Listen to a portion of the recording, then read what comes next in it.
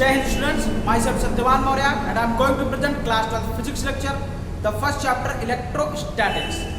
Class 12 को हम लोग स्टडी कर रहे हैं, क्लास 12 की फिजिक्स को, class 12 physics electrostatics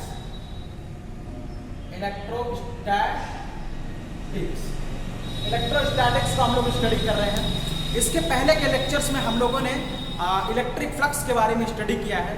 electric flux का कॉन्सेप्ट कैसे इंट्रोड्यूस होता है, कैसे एक नई फिजिकल क्वांटिटी बनती है, और हम लोग वाटर लिक्विड की हेल्प से हम लोग उसको पूरे कॉन्सेप्ट को समझे थे। आज हम लोग इलेक्ट्रिक फ्लक्स को ही निकालेंगे, लेकिन हम लोग दूसरे लॉ से निकालेंगे, दूसरे तरीके से निकालेंगे।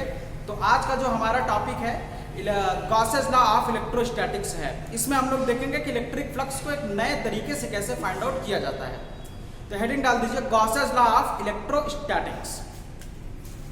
Gauss's law of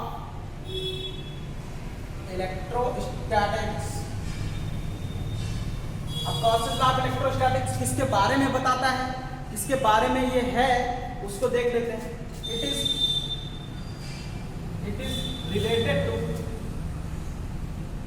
related to flux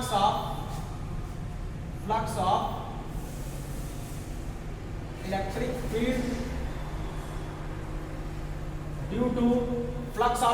field due to a closed surface due to passing through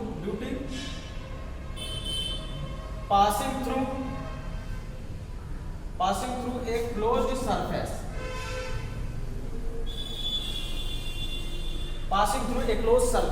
इसके बारे में है। इलेक्ट्रिक फ्लक्स के बारे में है, इलेक्ट्रिक फील्ड के बारे में है, और ये किसका रिलेशन देता है, और ये रिलेशन देता है close surface, and it gives the relation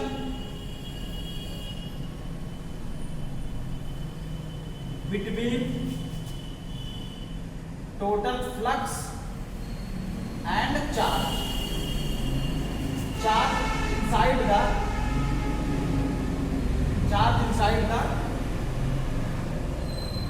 closed surface। Gauss's law आपका इलेक्ट्रिक फ्लक्स के बारे में है, और ये आपका जो रिलेशन देता है, जैसे आपके पास कोई क्लोज सरफेस है, क्लोज सरफेस से कितना इलेक्ट्रिक फील्ड लाइंस पास हुआ, कितना फ्लक्स आपका बाहर चला गया, तो फ्लक्स और चार्ज के बीच में आपका रिलेशन देता है।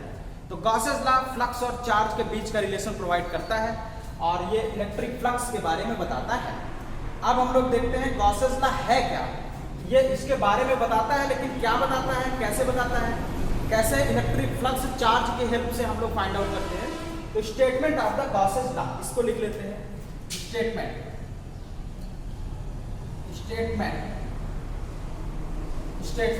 आपके बोर्ड के एग्जाम में अगर गॉसेस लॉ आ जाएगा तो आपको यही पैटर्न लिखना है।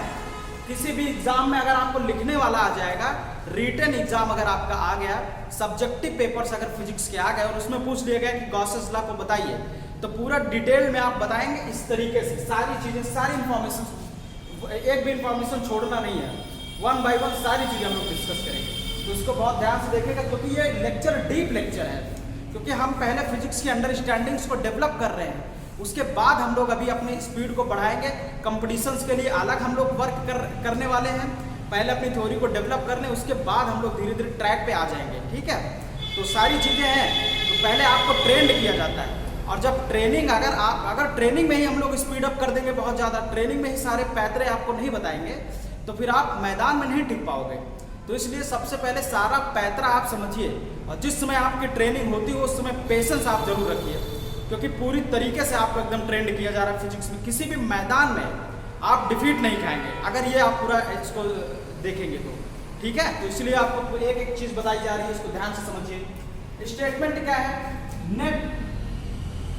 नेट आउटवर्ड फ्लक्स या net flux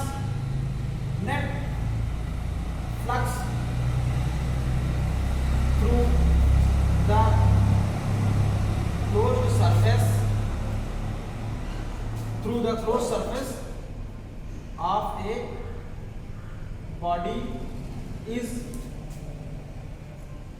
equal to 1/epsilon naught times the total charge enclosed inside the surface of body, inside the surface of body when a surface held in the free space। क्योंकि अगर epsilon केवल लगाएंगे तो हमारा surface किसी medium में रखा होगा, और अगर हम लोग एप्सिलॉन नॉट लगाते हैं तो हमारा सरफेस कहाँ पे है, इसका मतलब सरफेस हमारा फ्री स्पेस में है, वैक्यूम में है। तो इसको ये कंडीशन आपकी 1/epsilon naught when surface held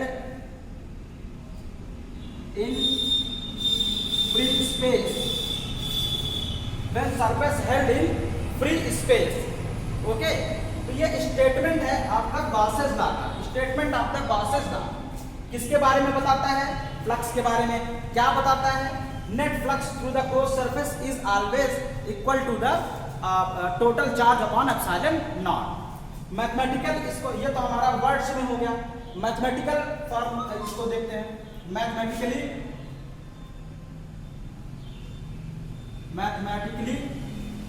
mathematically क्या हो जाएगा, टोटल फ्लक्स फाई आपका total is equal to Q net upon epsilon naught, Q net upon epsilon naught. तो टोटल फ्लक्स आपका जो निकलेगा टोटल चार्ज जो अपॉन एप्सिलॉन नॉट। ये आप डायग्राम बना लीजिए, जैसे आपके पास कोई बॉडी है, यहाँ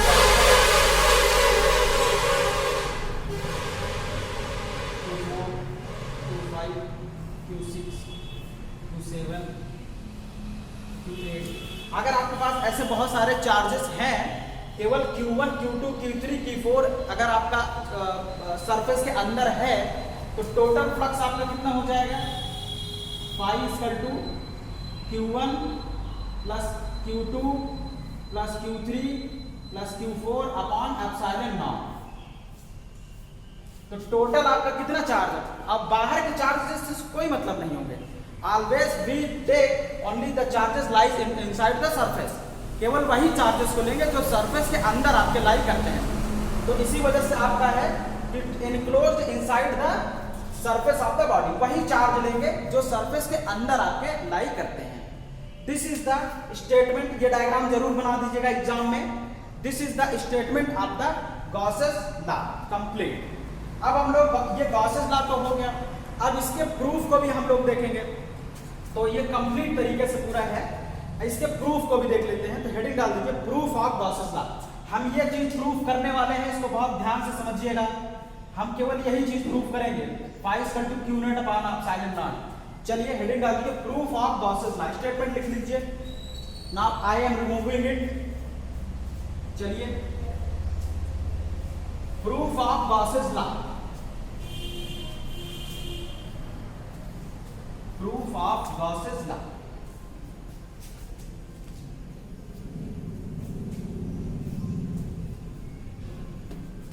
प्रूफ ऑफ गॉसेस लॉ। चलिए suppose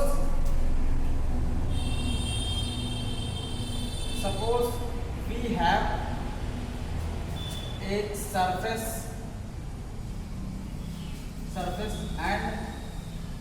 and Q1, Q2, Q3, Q4, Qn charges हैं, और ये हमारे कहाँ पे हैं, सरफेस के अंदर। And Q1, Q2, Q3, Qn are the charges lies inside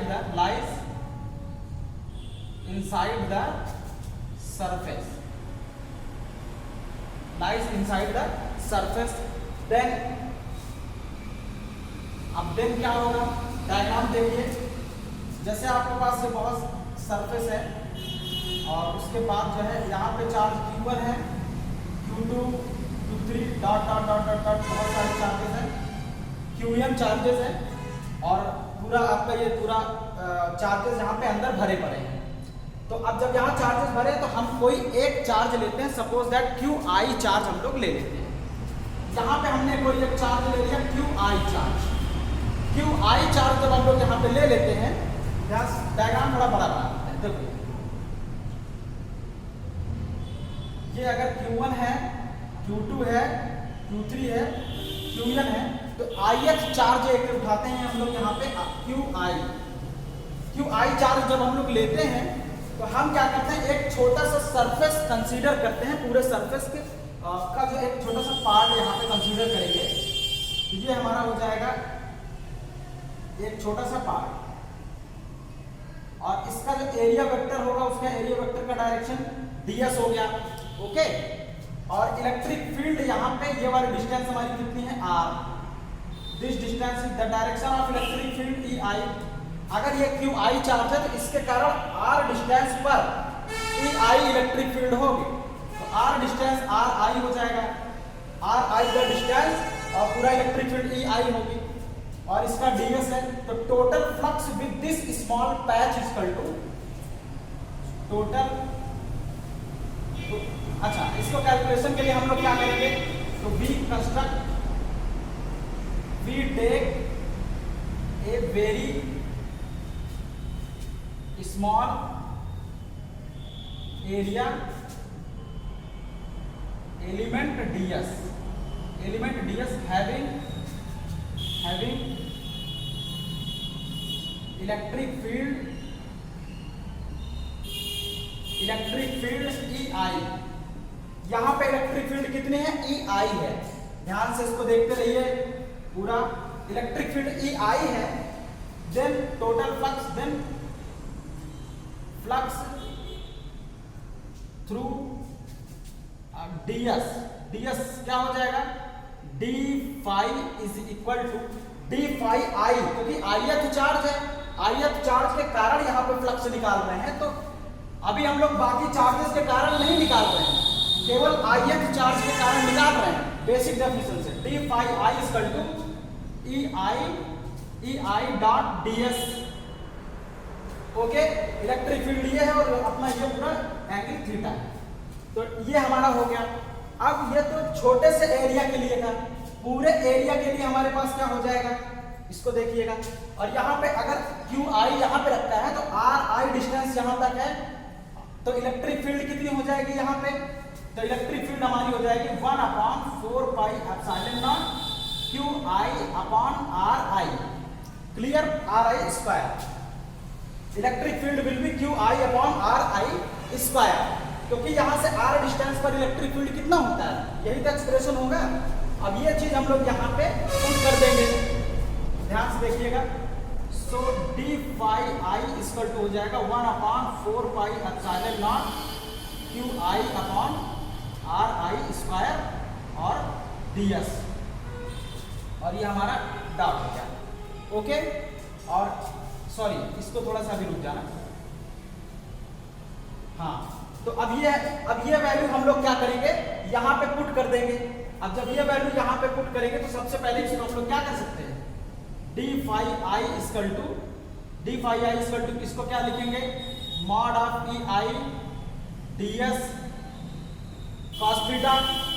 इसको mod of di cos theta भी लिख सकते हैं कि नहीं। अब जब इसको हम लोग di cos थीटा लिखेंगे तो क्या हो जाएगा, d phi i। अब e की वैल्यू हम लोग यहाँ से यहाँ पे पुट कर देंगे।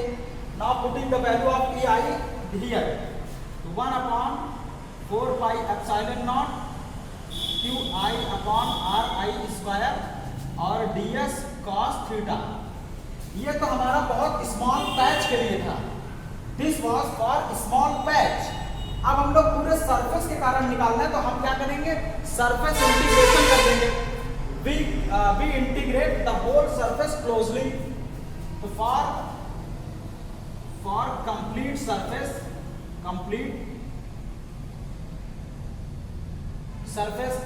तो phi इक्वल टू क्या हो जाएगा, it close integration surface d phi। अब कंप्लीट सरफेस के लिए यही छोटा छोटा मिलके पूरा कंप्लीट सरफेस बनाएगा, तो क्लोज इंटीग्रेशन हम लोगों ने इसका ले लिया। ओके, अब हम लोग आगे चलते हैं। तो अब यहाँ पे वैल्यू पुट कर देते हैं ये वाली, तो ये क्या हो जाएगा, phi E is equal to close surface integration D phi के प्लेस पे ये पूरी वैल्यू यहाँ से उठा के यहाँ पे पुट करेंगे, तो हो जाएगा 1/4 pi epsilon naught Q I upon R I square ds cos theta. Okay, ds cos theta. अब हम लोग क्या करते हैं, यहां से देखिए ये चीज पूरा यहां पे आ जाएगा, ये तो फाई ई इक्वल टू हो जाएगा 1/4 पाई एप्सिलॉन नॉट, बाहर ले लेते हैं 1/फाई ई इक्वल टू, बाहर ले लीजिए इसको, क्यू आई भी आपका बाहर आ जाएगा, Q I upon 4 pi epsilon not बाहर आ जाएगा, Q I upon 4 pi epsilon not बाहर, close surface integration ds cos theta upon R I square, ds cos theta upon R I square, और ds cos theta R I square ये क्या है, इसके place पे this is a solid angle performed by the whole surface on the charge Q I, this expression is the solid angle. आप consider करिए, पीछे हम लोगों ने बताया था ये जो आपका है ये सॉलिड एंगल का एक्सप्रेशन, और इसकी वैल्यू कितनी होती है, किसी भी क्लोज्ड बॉडी के अंदर अगर कोई पॉइंट है तो वहां पे सॉलिड एंगल की वैल्यू पूरे सरफेस के कारण कितनी हो जाएगी, 4 पाई। यहाँ देख पूरा इंटीग्रेशन पूरे सरफेस पर है, दिस इज सॉलिड एंगल। आप इसके पहले लेक्चर्स को देख सकते हैं, जब हमने सॉलिड एंगल पढ़ाया था इस एक्सप्रेशन को मैंने वहां बताया था कि इसके प्लेस पे हम लोग 4 पाई लिख सकते हैं। So phi E equal to Q I upon 4 pi epsilon naught, और इस पूरे के प्लेस पे 4 पाई, 4 पाई से 4 pi cancel out, phi E equal to Q I upon phi i आपका चल रहा है, क्योंकि आई के कारण हम लोग अभी केवल निकाल रहे हैं, बाकी चार्जेस के कारण नहीं निकाल रहे हैं। हमारे पास बहुत सारे चार्जेस हैं लेकिन एक चार्ज के कारण फ्लक्स निकल रहा है, तो आई सफिक्स आप लगा लीजिए, आई सबका चल रहा है, तो आई आपका चलेगा यहाँ पे भी। ओके, तो Q I upon epsilon naught, तो ये हमारा टोटल इलेक्ट्रिक फ्लक्स निकल गया केवल एक चार्ज के कारण, ith चार्ज के कारण। अब हम लोग ऐसे ही जैसे ith चार्ज के कारण निकाले हैं वैसे ही हम लोग Q2 चार्ज के कारण भी पूरे सरफेस पर निकाल सकते हैं, Q3 चार्जेस के कारण पूरे सरफेस पर निकाल सकते हैं, Q4 चार्जेस के कारण पूरे सरफेस पर निकाल सकते हैं। और हमें यह भी पता है कि आपकी जो स्केलर आपका जो फ्लक्स होता है this is a scalar quantity, और स्केलर क्वांटिटी होने की वजह से हम लोग इसको स्केलर एडिशन कर सकते हैं। तो टोटल आपका है, अब पहले इसको आप नोट कर लीजिए, ये वाला एक्सप्रेशन लेके चलते हैं, this was the final expression electric flux for the charge Q I. Okay, इसको आप लिख लीजिए पूरा, ऐसे ही हम लोग आगे प्रूफ करेंगे। तो हटा रहे हैं हम इसको, देखिएगा, नोट कर लीजिए। चलिए,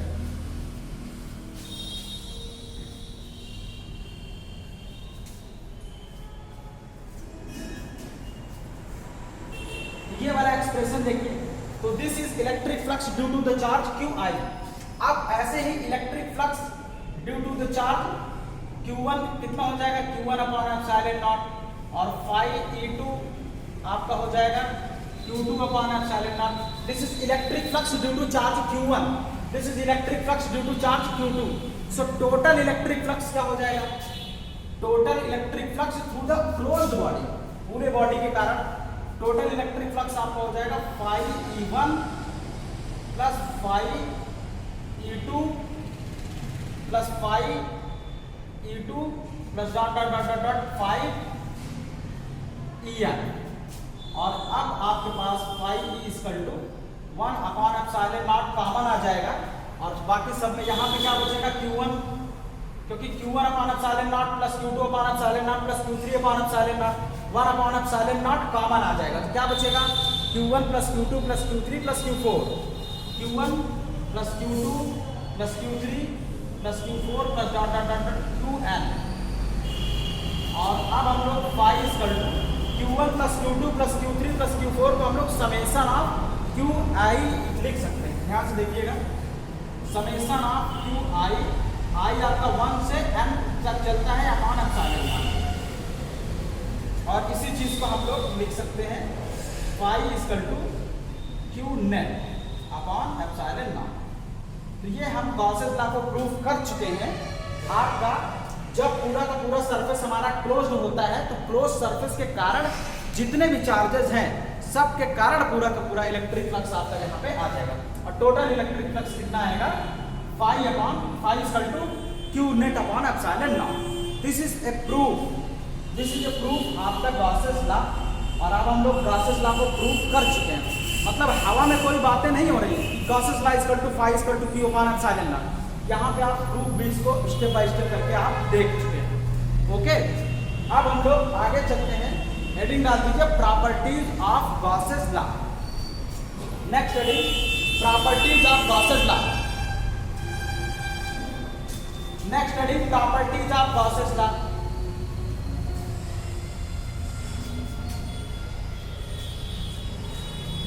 next heading properties of Gauss's law.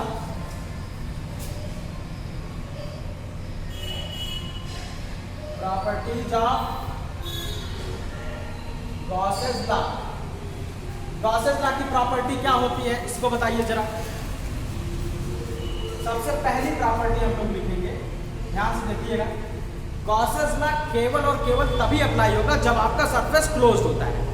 Gauss's law is applicable only for the closed surface. तो लिख लीजिए Gauss's law applicable only for closed surface. मतलब पूरा पूरा सरफेस, जैसे फुटबॉल हो गया, सिलेंडर हो गया, और आपका जो है ये क्लोज्ड कोन हो गया। कोन को अगर आप क्लोज कर देते हैं और आपका स्क्वायर ये क्यूब हो गया, उसके अंदर अगर आपका चार्ज रखा हुआ है तो आपका ये गॉसेस लॉ अप्लाई होगा। ओपन सरफेसेस के कारण गॉसेस लॉ अप्लाई नहीं होता, इस बात को समझिएगा। जैसे अगर आपका जो है ये पूरा है तो आपका जैसे इसके अंदर ही जो चार्जेस होंगे ये पूरा बॉडी के अंदर होना चाहिए, तभी हम लोग गॉसेस लॉ अप्लाई कर पाएंगे। अगर ये बॉडी के सरफेस पर है तो गॉसेस लॉ अप्लाई नहीं हो सकता है, इस बात को समझिए। केवल तभी अप्लाई होगा जब इसके अंदर होगा। ओके, तो गॉसेस लॉ एप्लीकेबल। और क्लोज सरफेस के कारण भी अप्लाई नहीं होगा। अब अगर आप जो है एक आपके पास जैसे एक आपके पास ऐसे सर्कुलर है, केवल प्लेट है, सर्कुलर प्लेट, और यहाँ पे अगर कोई चार्ज रखा है तब आप गॉसेस लॉ अप्लाई करके ये नहीं बता सकते कि यहाँ पे क्यू अपॉन एप्सिलॉन नॉट होगा। तो this is only applicable for the closed surface. तो इसको लिख लीजिए आप लोग, ये केवल क्लोज सरफेस के लिए अप्लाई होगा। Second if total charge is zero. Total charge का मतलब sum of the charge is zero, then electric flux is zero. If total charge is zero inside the surface, then flux is zero.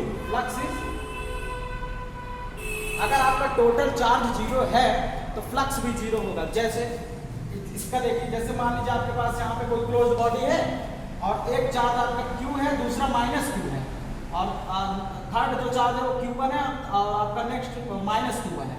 तो total कितना charge हुआ? तो Q net equal to आपका हो जाएगा Q minus Q plus Q1 minus Q1 upon epsilon naught. Q से Q cancel, ये cancel, equal to 0 upon epsilon naught. हाँ, तो ये आपका जो है 5 तो 0 अपॉन एप्सिलॉन नॉट, तो 5 इक्वल टू आपका हो जाएगा 0। तो अगर इनसाइड आपको कोई चार्ज अगर 0 है टोटल, तो फ्लक्स आपका कितना हो जाएगा? 0। थर्ड प्रॉपर्टीज लिखते हैं। द थर्ड प्रॉपर्टी, इसको डायग्राम में बनाते चलिए, नोट्स बनाते रहिए और समझते भी रहिए। चलिए, थर्ड प्रॉपर्टी आपकी जो है, हाँ, ये अगर टोटल फ्लक्स आपका बॉडी के शेप और साइज पर डिपेंड नहीं करता है। Total flux of the body does not depend on does not depend on, किन किन चीज़ों पर डिपेंड नहीं करता है? शेप पर, साइज पर और चार्ज की पोजीशंस पर। बॉडी के अंदर कहीं पे भी चार्ज रखा हो, फ्लक्स उतना ही आता है। तो it does not depend on the shape. किसमें शेप है, साइज एंड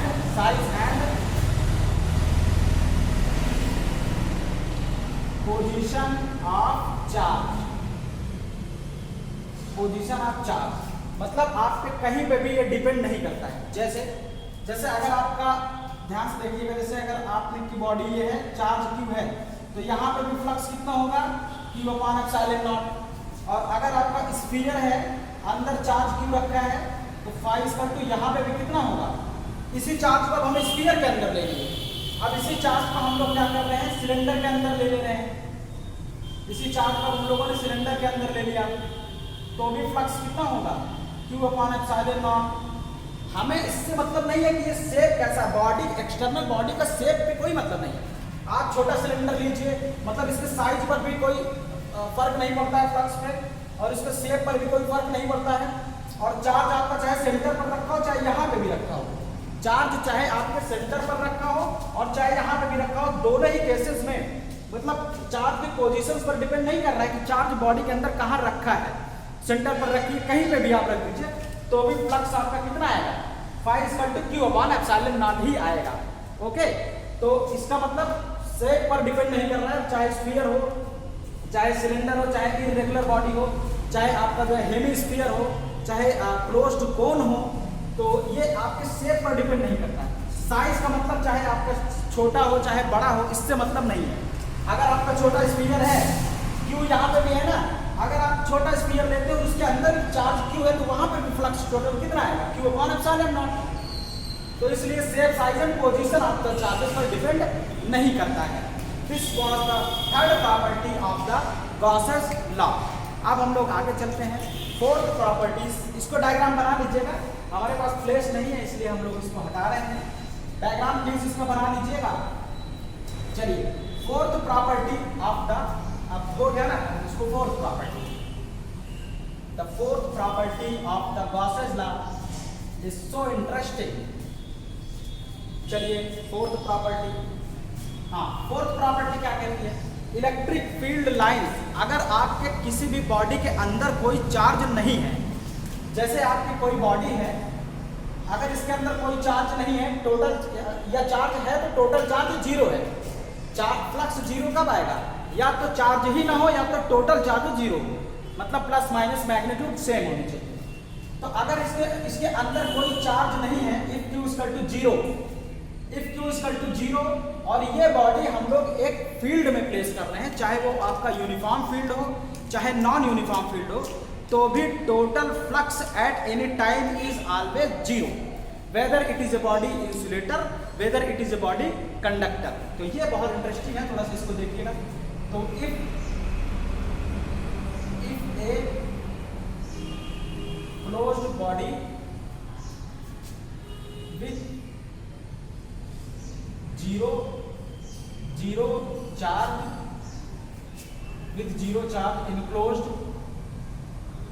इनक्लोज्ड, एक ऐसी बॉडी जिसके अंदर कोई चार्ज नहीं है, enclosed, then if it placed in uniform और non uniform electric field, uniform और non uniform electric field, then at any time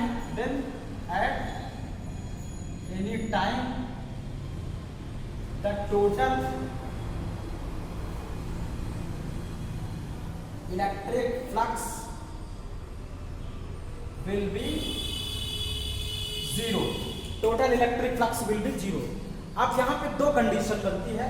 पहली, आपकी इंसुलेटर हो तो भी, अगर आपके पास कोई बॉडी क्लोज्ड बॉडी है, इंसुलेटर है, जैसे फुटबॉल रबर का बना होता है, इंसुलेटर होता है, और या फिर आपका कंडक्टर, नंबर 2 आपका कंडक्टर, दोनों ही केसेस में आपकी फील्ड लाइन मतलब टोटल फ्लक्स आपका कितना हो जाएगा, 0। जैसे आपकी फील्ड ऐसे जा रहा है फील्ड लाइन, अब आपने इसमें क्या किया, एक क्लोज्ड बॉडी रख दी, क्लोज्ड बॉडी रख दिए, तो अब टोटल फ्लक्स कितना हो जाएगा, 0। तो इसके पास अब ये चीज थोड़ा ध्यान से समझिएगा, अगर बॉडी आपकी कंडक्टर है, if body is conductor then no electric field lines will go inside the body. Okay, अगर बॉडी कंडक्टर है तो बॉडी इसके अंदर कोई भी इलेक्ट्रिक फील्ड लाइंस नहीं जाएगी, और इलेक्ट्रिक फील्ड जब लाइंस नहीं जाएंगी तो टोटल आपका चार्ज, टोटल आपकी इलेक्ट्रिक फील्ड 0 है, तो फ्लक्स भी आपका क्या हो जाएगा, 0। तो आपका ये फ्लक्स यहाँ पे कितना हो जाएगा, 0। अगर ये बॉडी इंसुलेटर है तो टोटल जितनी फील्ड लाइंस अंदर जा रही हैं उतनी ही फील्ड लाइंस बाहर निकल जाती हैं। अब अगर सपोज दैट आपके पास कोई बॉडी है, जैसे मान लीजिए आपने सिलेंडर ले लिया इंसुलेटर का, ठीक, और फिर भी आपकी ये पूरा जा रही है अंदर से ऐसे होते हुए, तो अब जितनी फील्ड लाइंस आपके अंदर इंटर कर रही हैं उतनी ही फील्ड लाइंस बाहर भी चली जा रही हैं। जब उतनी ही फील्ड लाइंस बाहर भी, इंसुलेटर में फील्ड लाइंस पेनिट्रेट करती हैं।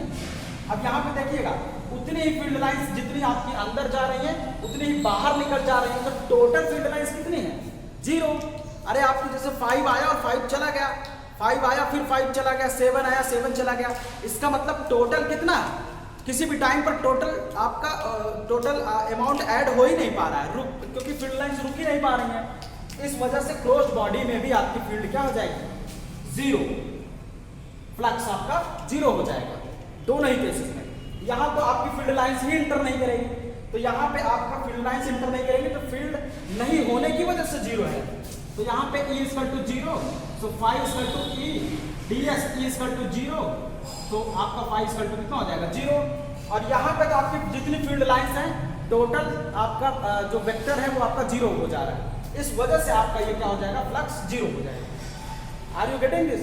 तो ओवरऑल किसी भी टाइम पर आपका फ्लक्स 0 हो जाता है। तो जब भी किसी भी क्लोज्ड बॉडी को किसी भी फील्ड में हम लोग प्लेस करते हैं तो वहां पे इलेक्ट्रिक फ्लक्स आपका 0 हो जाता है। Okay, next and last property is that, ध्यान से देखिए, नेक्स्ट प्रॉपर्टी है गॉसेस लॉ। आपका गॉसेस लॉ में बाहर के चार्जेस को हम लोग ऐड नहीं करते हैं। We do not consider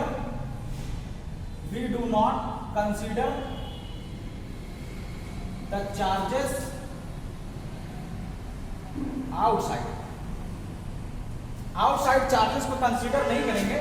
जैसे आपके पास कोई बॉडी है, बाहर कोई चार्ज Q1 है और यहाँ अंदर Q2 है, तो हम लोग केवल Q2/ε0 आपका होगा 5। टोटल इस बॉडी से कितना चार्ज बाहर जाएगा, आपका Q2/ε0। और बाहर जो आपका फ्लक्स जाता है, बाहर आउटवर्ड फ्लक्स क्या होता है, पॉजिटिव, और इनवर्ड आपका क्या होता है, आपका कितना होता है, निगेटिव। ओके, मतलब फ्लक्स बाहर की तरफ अगर जा रहा है, लाइंस बाहर की तरफ जा रही हैं तो फ्लक्स आपका पॉजिटिव आएगा, और अगर अंदर की तरफ लाइंस आ रही हैं तो इसका मतलब फ्लक्स आपका निगेटिव आएगा। क्लियर? तो ये हमारा था properties of the Gauss's law. अब हम लोग एक चीज और थोड़ा सा देखना चाहेंगे, गॉसेस लॉ और आपका Coulomb's law. Gauss's law are equivalent to Coulomb's law. Next जो प्रॉपर्टी है, Gauss's law is equivalent to Coulomb's law. मतलब गॉसेस लॉ और कूलॉम्स लॉ एक ही चीजें हैं। आप गॉसेस लॉ से कूलॉम्स लॉ को भी प्रूफ कर सकते हैं और कूलॉम्स लॉ से गॉसेस लॉ को भी प्रूफ कर सकते हैं। दोनों ही चीजें का मतलब एक ही है। मतलब ये अच्छा, ये अलग लॉ है, ये लॉ अलग है, ये लॉ अलग है, लेकिन आप इस इक्विवेलेंट का मतलब ये हुआ कि अगर आप इसकी बात कर रहे हैं तो इसका मतलब कहीं ना कहीं आप कूलॉम्स लॉ की भी बात कर रहे हैं। मतलब इसके लॉ, इस लॉ को अगर आप बोल रहे हैं दिस लॉ इज वैलिड, तो वहां पे कूलॉम्स लॉ भी वैलिड होगा, और अगर कूलॉम्स लॉ वैलिड है तो वहां पे गॉसेस लॉ भी वैलिड होगा। इस बात को समझिएगा, ये लोग आपस में एक दूसरे को कंट्राडिक्ट नहीं करेंगे। इस वजह से we can say that Coulomb's law is equivalent to Gauss's law is equivalent to Coulomb's law and Coulomb's law is equivalent to Gauss's law. Okay, चलिए प्रॉपर्टीज तो अब हम लोगों ने स्टडी कर लिया। एक चीज और स्टडी करते हैं, गॉसेस लॉ को अप्लाई कैसे करते हैं और कहाँ पे करते हैं हम लोग। गॉसेस लॉ के लिए जब हमें इलेक्ट्रिक फील्ड की रिक्वायरमेंट होती है, जब फ्लक्स की रिक्वायरमेंट होती है, मतलब फिजिक्स में किसी भी टर्मिनोलॉजीज की रिक्वायरमेंट होती है, जैसे फोर्स की रिक्वायरमेंट हो गई तो गॉसेस लॉ लगा के फोर्स भी हम लोग निकाल लेंगे। तो गॉसेस लॉ कैसे लगाएं, कहाँ पे गॉसेस लॉ लगता है, तो कैलकुलेशंस के लिए हम लोग गॉसेस लॉ को अपने कैलकुलेशंस के कन्वीनियंट के लिए गॉसेस लॉ को सिमेट्रिकल सरफेस हम लोग लेते हैं।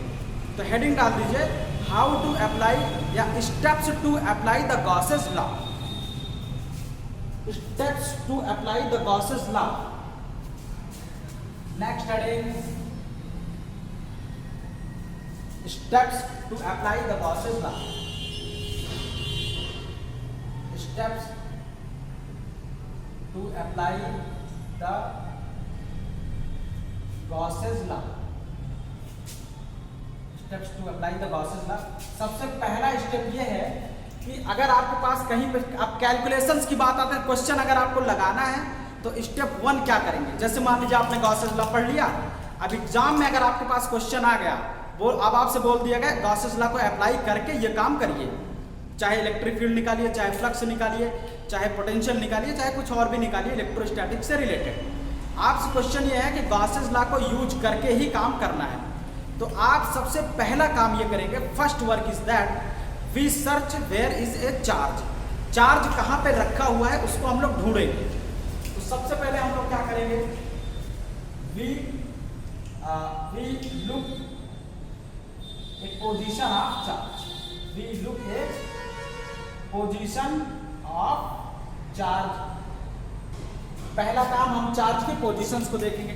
अब सेकंड थिंग इज दैट, दूसरा काम हम लोग क्या करेंगे, दूसरा काम अब उस चार्ज को हमें क्या करना है, पूरा चारों तरफ से एनवेलप्ड करना है। अब उस चारों तरफ से आपको घेरना है ताकि वो चार्ज कहीं से भी भागने ना पाए। अब आपको ऐसा सरफेस लेना है जो उस चार्ज के चारों तरफ सिमेट्रिकल हो। उस चार्ज के चारों तरफ क्या होना चाहिए, सिमेट्रिकल होना चाहिए। जैसे एग्जाम्पल, जैसे मान लीजिए आपके पास लाइन चार्ज है, लाइन चार्ज है ना। अब हमें इस सबसे पहले चार्ज यहाँ पे है, अब इस चार्ज को चारों तरफ से ऐसा घेरे कि जो सरफेस बनाएंगे, जो जहां से घेरेंगे तो हर पॉइंट से, हर एनवेलप के हर पॉइंट से वो चार्ज आपका सेम नजर आना चाहिए। मतलब यहाँ से देखें तो भी ऐसे ही नजर आए, यहाँ से देखें तो भी, यहाँ से देखें तो भी, यहाँ से देखें तो भी, हर पॉइंट से ये चार्ज एकदम सेम तरीके से लोकेट होना चाहिए। मतलब इस चार्ज को हम लोग ऐसे प्लेस पे रखेंगे कि इसका सिमेट्रिकल बिहेवियर नजर आए। इसका मतलब हम एक इस चार्ज के चारों तरफ सिमेट्रिकल सरफेस लेंगे। अब इस चार्ज को अगर हमें कवर करना है तो हम क्या करेंगे, एक सिलेंडर कंसीडर करेंगे, ये सिलेंडर। अब सिलेंडर के इस पॉइंट पर रहेंगे तो भी आपको चार्ज वैसे ही नजर आएगा, इस पॉइंट पर रहेंगे तो भी। अब आप उस जहाँ चार्ज है ना, अब आप उस चार्ज से पूछिए आपको सिलेंडर कैसा नजर आ रहा है, चार्ज बोलेगा हमें हर तरफ वैसे ही नजर आ रहा है। और सिलेंडर के सरफेस पर आप रहेंगे और आप पूछेंगे चार्ज कैसा नजर आ रहा है, बोलेंगे हर पॉइंट से हमें चार्ज वैसे ही दिख रहा है, बोलेंगे हर पॉइंट से चार्ज हमें वैसे ही दिख रहा है। इसका मतलब हमें सिमेट्रिकल सरफेस लेने की जरूरत है। तो चार्ज को लोकेट करने के बाद हम लोग क्या करेंगे, second step, we envelop the charge by symmetrical surface, by symmetrical surface.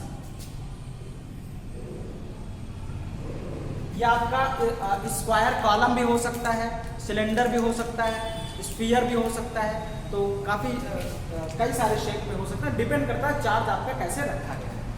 तो हम लोग क्या करते हैं, हम लोग चार्ज को सिमेट्रिकल सरफेस से कवर करते हैं। अब सिमेट्रिकल सरफेस से कवर करते हैं और सिमेट्रिकल सरफेस से ऐसे कवर करते हैं कि जैसे जिस पॉइंट पर हमें कोई रिक्वायरमेंट हो, जैसे जिस पॉइंट पर इलेक्ट्रिक फील्ड होती है उस पॉइंट से आपका सरफेस जाना चाहिए। तो इसको ध्यान से देखिए, जैसे point of treatment, point of treatment या point under a treatment, point under treatment should be lies on the surface. ये जो आपका सिमेट्रिकल सरफेस है, इस सरफेस पर क्या होना चाहिए, ये लाई होना चाहिए। उसके बाद आप गॉसेस लगा दीजिए और डिस्टेंस वगैरह वो सब आप निकाल सकते हैं। तो कम से कम 3 रिक्वायरमेंट्स को आपको क्या करना है, इस पर पूरा वर्क करना है। क्वेश्चंस में हम लोग इसको बहुत अच्छे से डिस्कस करेंगे, इस बात को समझिए। लेकिन अभी बस आपको रूल रेगुलेशंस आप इसको समझते चलिए, सारी चीज़ें स्टोर करते चलिए। क्वेश्चंस में हम लोग बहुत तेज़ी से आगे बढ़ेंगे, ठीक है। तो ध्यान से देखिएगा, point under treatment should be lies on the surface. तो कम से कम ये 3 कंडीशंस आपको याद रखना है कि गॉसेस लॉ कैसे हम लोग अप्लाई करते हैं।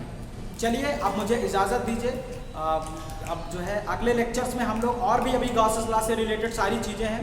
अभी गॉसेस लॉ को प्रूफ करना है कूलॉम्स लॉ से, और कूलॉम्स लॉ को भी प्रूफ करना है गॉसेस लॉ से, क्योंकि 5th प्रॉपर्टी जो हमने लिखा है उसमें लिखा है ना कि Gauss's law is equivalent to Coulomb's law and Coulomb's law is equivalent to Gauss's law. तो अगले लेक्चर्स में हम लोग इस चीज़ को थोड़ा सा आगे बढ़ाएंगे और गॉसेस लॉ से रिलेटेड और भी चीज़ें देखने वाले हैं। अब आप इसकी प्रॉपर नोट्स बना लीजिए, आपके बोर्ड के एग्जाम्स आने वाले हैं, सबसे बेस्ट लेवल की नोट्स हम आपको प्रोवाइड कर रहे हैं, ठीक है। चलिए अब मुझे इजाज़त दीजिए। This is very lovely and sweet, thank you for join me, thank you. जय हिंद।